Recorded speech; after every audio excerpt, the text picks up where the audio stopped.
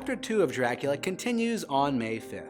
Harker arrives at the castle and is greeted by Dracula, who is dressed in all black. They meet to dine, but Dracula explains he has already eaten. They get to business. Dracula shows a letter from Harker's boss, Mr. Hawkins, entrusting Harker with Dracula's purchase of an estate named Carfax. After dinner, Harker observes Dracula, who has sharp teeth, pale skin, and crimson lips.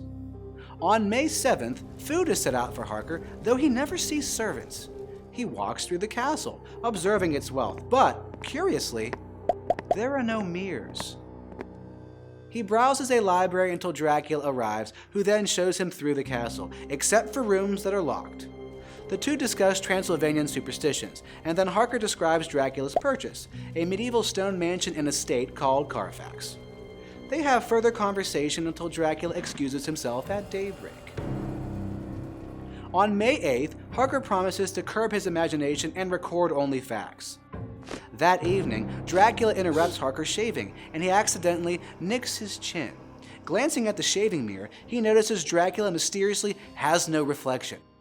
When Dracula sees the trickle of blood on Harker's face, his look turns vicious. He grabs at Harker's throat, but, grazing the crucifix, steps back and warns him that to cut himself is dangerous in Transylvania. Dracula flings the mirror through the window to the courtyard below, where it shatters. As Harker thinks on matters, he realizes he is not a guest, but a prisoner. Through Harker's notes, the character of Dracula is elaborated on and the conflict introduced. Part of this conflict is introduced in their greeting. Dracula does not appear to use the title Count himself. We learn later that in his mortal life, he was higher ranked and plans to be again. Aside from who he is, Harker's descriptions hint at what he is. Much of the previous two chapters keeps this obscure. Is he a werewolf or a vampire? Harker himself doesn't know, only that Dracula does not seem to be what he claims. Yet, both characters also reveal themselves to be similar.